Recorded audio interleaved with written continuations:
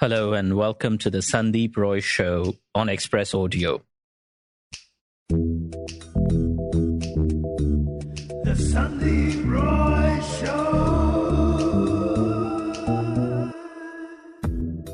Sanjay Patel is no stranger to the fantastic, like blue monsters or rats who dream of becoming chefs. For 20 years, Sanjay was animator and storyboard artist for Pixar, and part of beloved films like Ratatouille and Cars and Toy Story 2. He's been nominated for an Oscar himself for his own short film, Sanjay's Super Team. But he says he really stumbled upon a super team of the fantastic when he started reading a book written 2,500 years ago, the Ramayana. Characters like Hanuman, that's sort of half monkey, half person, half man, and all of his special powers, and it was just full of demons and animals and gods and humans and kings and queens, and just all incredibly lush and just seemed like it was just begging to be illustrated. And there was all this action as well. Many years ago, I came upon Ramayana Divine Loophole, Sanjay's illustrated take on the epic. His images turned a venerable epic into art that sizzles and pops and jumps off the page. When Lanka burns, the flames glow orange and gold as Hanuman streaks like a comet across a smoky chocolate sky. The way I illustrated it was with a flat horizon in a way that it doesn't make all the characters look kind of cartoony and, small in a way that hopefully belies the violence that's occurring. It's a way of sort of tempering it in a way that makes it feel small and almost abstract and cartoony, as opposed to just painful and violent and kind of just mean. And I tried to make it as graphic as possible. And in many ways, like if somebody flipped through the book, I just wanted it to be just a visual that would literally burn in their minds. No pun intended, but it's just filled with oranges and has Hanuman in white, and he's flying against the night sky and he's safe, but his tail's on fire. So Sanjay explains how it works from his mind to H1B pencils to pixels. I know exactly what this moment's going to be, so I write out the description, which is Lanka on fire, or I think I had the one sentence, which was a burning tail, and which sort of implies that Hanuman's tail is on fire. And once I have that sentence, which is the one central storytelling image that I wanted to illustrate, I started drawing with pencil and paper, and I do that for about 2 days straight. I started sketching out temples, I started sketching out fire, I sketch out demons and how they all could be burning. And then once I have that, I start scanning that into the computer. And once it's in the computer, I use a program called Adobe Illustrator. And with Adobe Illustrator, I start setting vector points. I'm no longer working with pencil and paper. I'm using a mouse and a stylus and a Macintosh and the software. And I use sort of mathematical coordinates to create dots in space and create little objects, vector objects. And once I have a vector object created in Illustrator, I could then fill it with a color, a gradient, a glow, and little by little, I create this entire world that you see in this book. And this was a really complicated illustration. It took me, I think, the better part of a week working straight to finally get the end result. When I looked carefully, I realized how cleverly he was using geometry to give character to his characters. Ram gets more rounded lines, Ravan is more angular, the eyes are more like triangles, while Jambuban is built up of half circles, so he looks like a friendly bear. At that time, I thought this was just a natural progression. Pixar animation artist of Indian origin applies his skills to the epics from his own Indian heritage. And indeed, Sanjay says he learned a lot about storytelling from Pixar.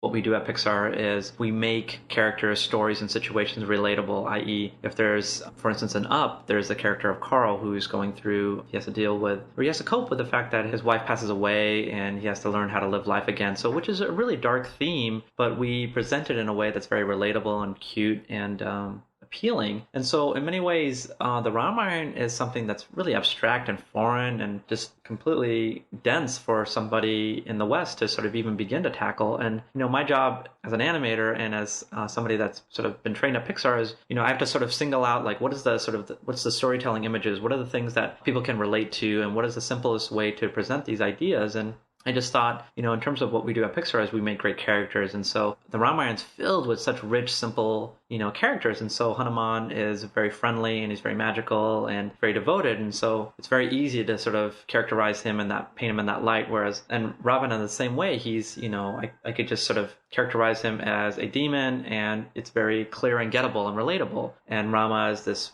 fantastic sort of archer and warrior that also has the divine power as well. So I feel like their characters are so clearly defined that even if you weren't able to read the story, you could like flip through the images and graphically you would see that, wow, this blue-looking man is actually very good as an archer, and this, 10-headed demon looks actually very angry and mean, and maybe he's the demon, and Hanuman's actually very friendly and divine. He flies. So I think tackling the stories just graphically, you could look at it and start to begin to understand it. And if you read a little bit further, you would understand a little bit more about each person's character. And once you got that, I feel like you could then get into the plot, and then you could peel back layers upon layers. But the Ramayana and Hindu mythology in general actually didn't come naturally to Sanjay. Growing up in California, it was part of his parents' culture, not his. It was just something that you just took for granted. Like, there's a stack of books there, there's an illustrated monkey over there, there's a blue god sort of surrounded by these warriors over there. It just felt like that was just decoration. It was only about 20, 30 years later did I begin to realize who these illustrations were depicting and what they were showing off. And one of the things I even mentioned in my book is a simple thing as sneezing. I'd sneeze and my parents would say, Sitaram. And I just thought, okay, well, that's their version of Gesundheit, or, God bless you. But only later did I realize that they're actually saying Sita and Rama. When he first really encountered the Ramayana, it was through the books of Ashok Banker and also the Ramanand Sagar television series that once enthralled India. I knew a tiny bit about the Ramayana there was a live-action miniseries that was created during the 80s in India by Ramanand Sagar, I think it is. And the only part that I remember was the sort of the cheesy special effects and all these arrows. And I was like so excited by all the arrows. There was like 30,000 arrows shooting, and I was like, wow, that looks really cool in slow motion with really cheesy. Sanjay grew up in California in a rundown motel his parents bought off Route 66 in San Bernardino, one of America's so-called Patel motels. Most of the sort of business that we would get was very marginal characters, lots of prostitutes, a lot of drug dealers. His father worked at a gas station to help pay the mortgage for the motel. Sanjay helped run the motel after school. He says he didn't have too many friends. None of my friends would want to come over because it was really kind of strange to tell people that at school that my parents, A, were Indian, and B, were living in a motel. So do you want to come over and play with the drug addicts and the prostitutes?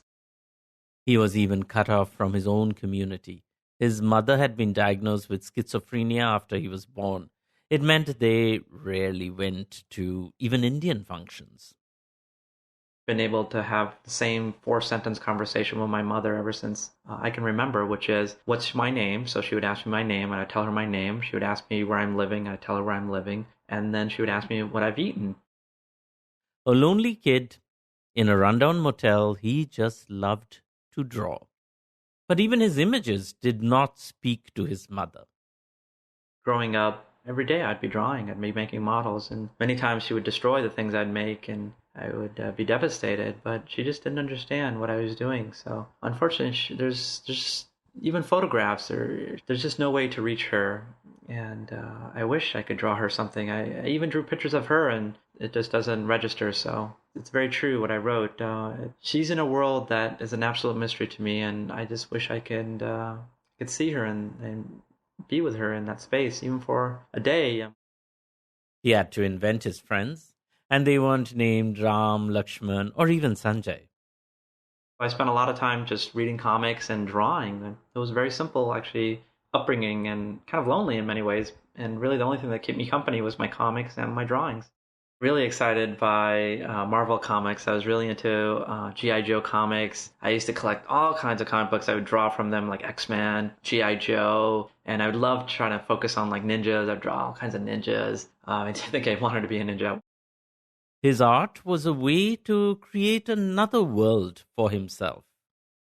I was ready to finally go to art school, which I knew exactly where I wanted to go, which is Cal Arts. I was all prepared to go, and literally the school had accepted me, and literally like a month before I was ready to go, my father who had been, such a champion and supporter of everything I did, told me I couldn't go. I was coming home from high school to run the motel, and with me leaving the motel, there would be nobody to run it. And my brother actually stepped in, and he actually, stood up to my father and said, listen, Sanjay needs to go do this thing. He has this talent. And so without my brother standing up to my father to let me go to art school, I don't think I would have challenged my father's request, and I think I would still be at the motel. Art school led to Pixar, a dream job. He was part of films that everyone knew and loved. He was helping create cultural benchmarks. That's when he started discovering what the culture in his own backyard had to offer, like the Ramayana or the little book of Hindu deities, Hindu gods and goddesses done in a cute pop style. Sanjay had never seen people like him on television while growing up, and he didn't see people like him in the films Pixar made either. So by day, he was storyboarding at Pixar, and by night, he was working on books that illustrated Indian mythology.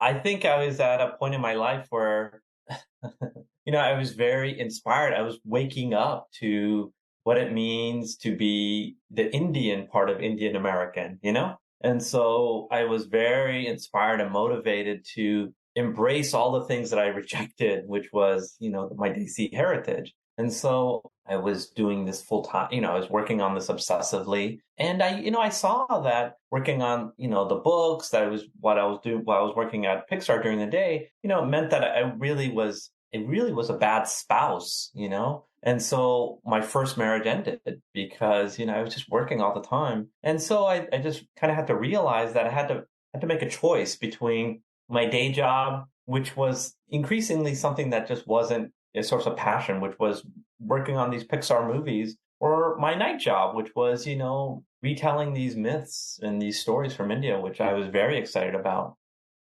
So he thought it was time to leave Pixar, but Pixar made him an offer he couldn't refuse. I told the bosses at Pixar that I'm leaving, that I'm going to quit to go do my art. They're like, hey, don't quit. You can do your art here. I'm like, no. Pixar doesn't make brown things. They're like, no, we will. I'm like, and I was very skeptical. And so they gave me a great deal. This guy, Jim Morris, he was the president of Pixar. He still is.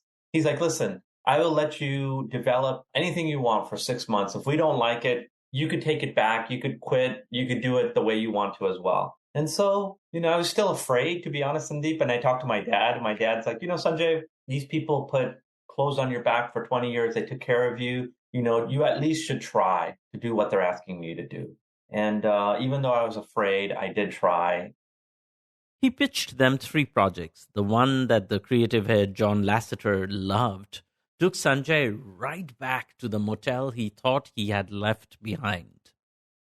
The origins of it was me visiting Ajanta for the first time and Ellora. And, I took a photograph of somebody, before you go into the caves, there's somebody usually in front of the cave watching all the shoes. This person was so bored that they were looking away from the cave. And I was like, oh, this person reminded me of me, that they were ignoring these incredible beauty of the cave and just staring out at these shoes. And so I told this story about how somebody, kind of ignores their own culture. And then I showed John a picture of me and my father. And I was like, the story is really inspired about, well, actually, John asked me, he's like, are you from India? I'm like, no, I grew up in America. And he's like, what about your dad? And I was like, so he just basically, he's like, did you grow up? Did you do this job at this cave? I'm like, no. And I told him it was a fiction, it was something that I observed. And he's like, okay. And then I told him the truth. The truth was that me and my dad wanted me to do a puja, and I didn't want to do it. I was ignoring his shrine with all of his gods. And, I do credit John Lasseter. He's like, that feels true, Sanjay. Tell that story. Tell the truth. If you tell the truth, people will embrace it. And that became the short Sanjay's Super Team, released alongside Pixar's The Good Dinosaur in 2015. And it won an Oscar nomination. I didn't win, but I was very torn about how to thank all the people that helped make the short film, as well as take the spotlight off of them and put the spotlight on an immigrant father and an immigrant mom, my parents.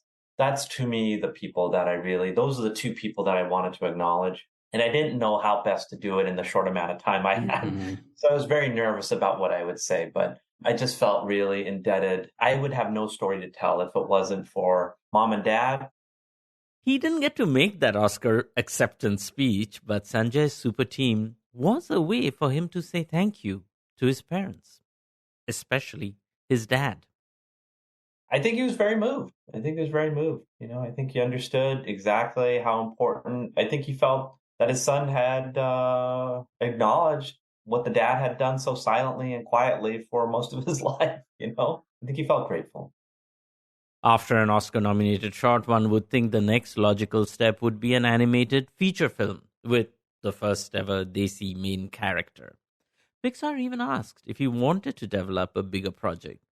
Sanjay balked.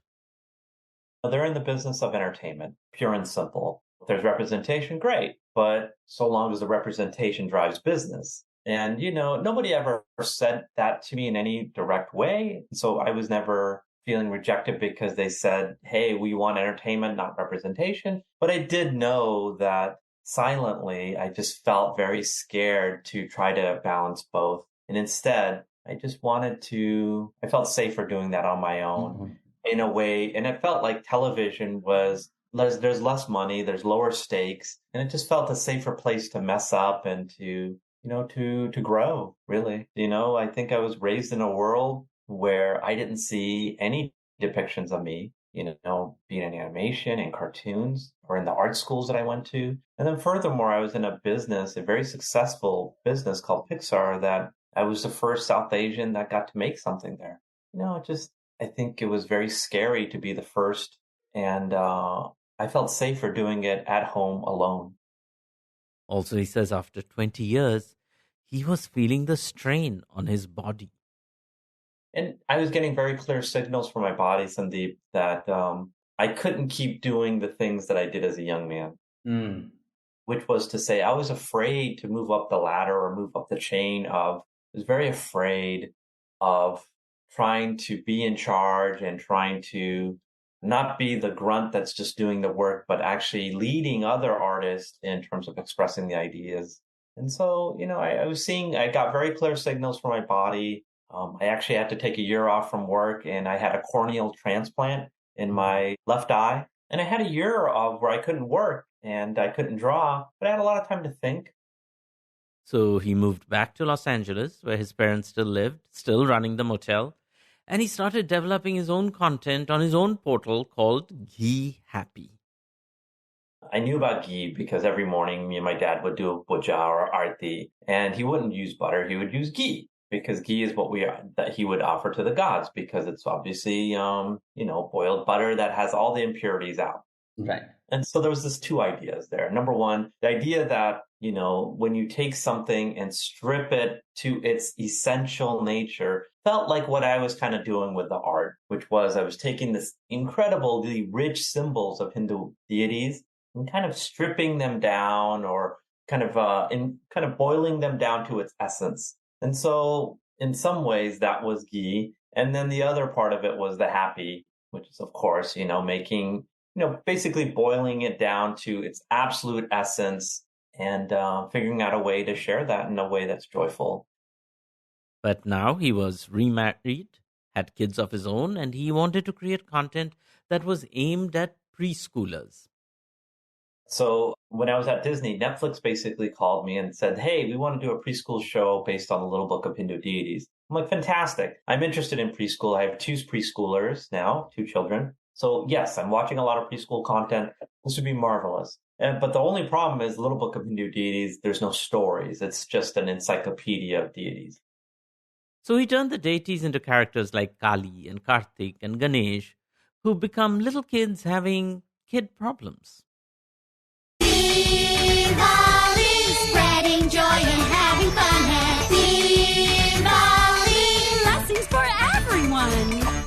Happy Diwali, Lakshmi. You mean happy Diwali, Ghee gods? You're so funny. I like that. Diwali.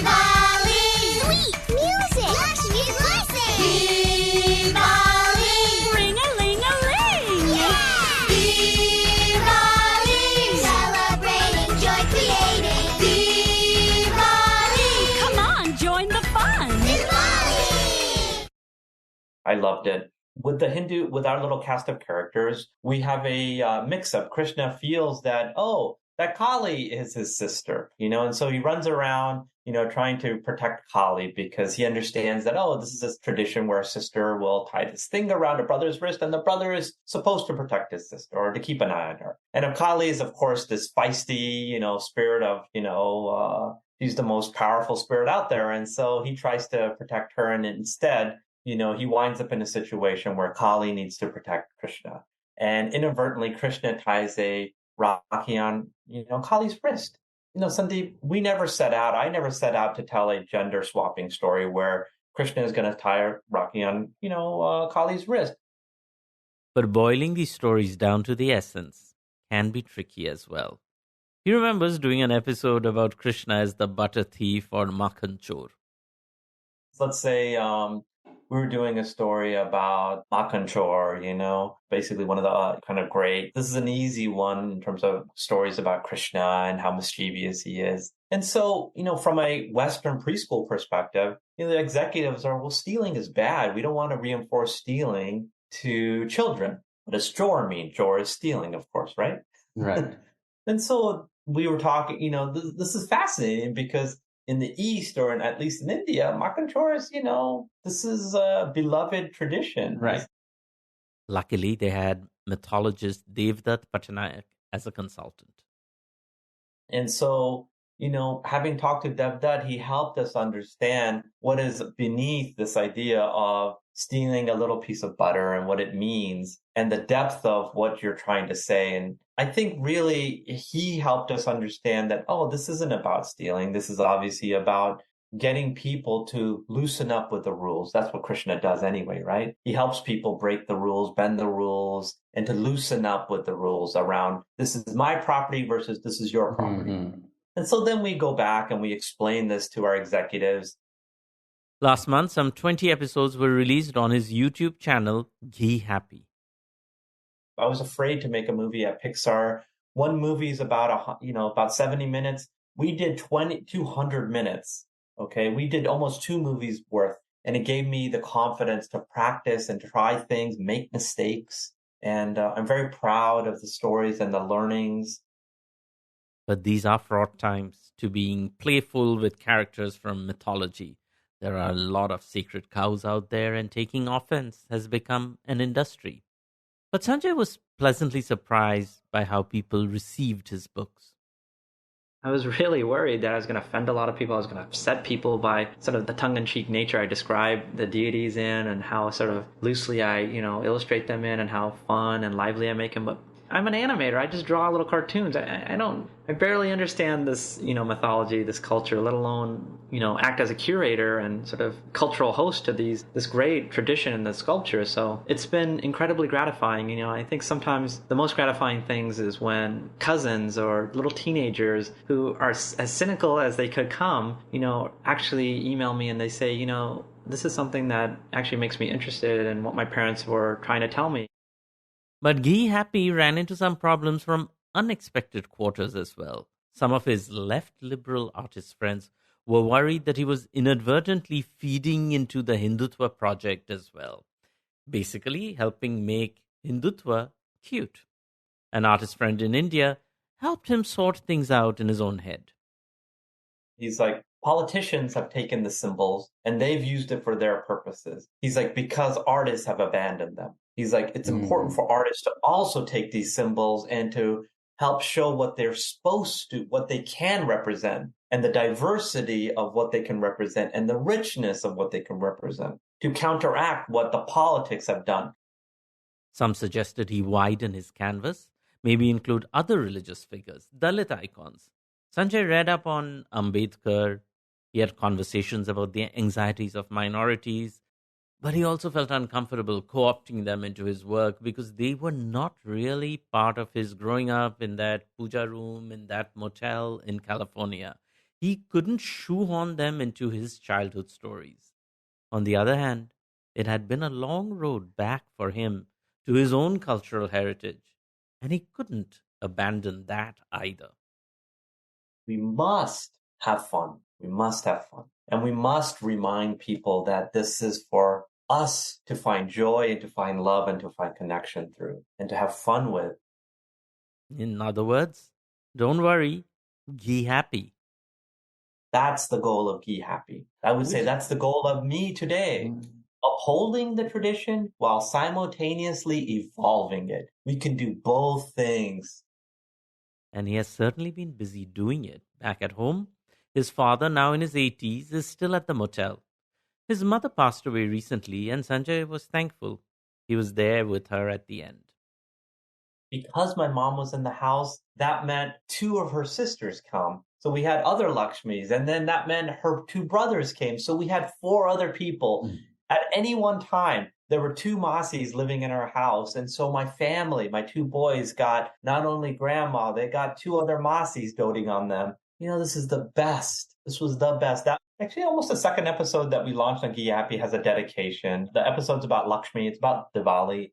And I dedicated Lakshmi's blessing to my mom. And she very much passed away as we were making the show, through hospice. My mom was here 2 doors down from my office while I was doing this. We were making the show over Zoom. And luckily, my mom was in their house. It couldn't have been a better death, to be honest, Sandip. It was really, really, really sweet.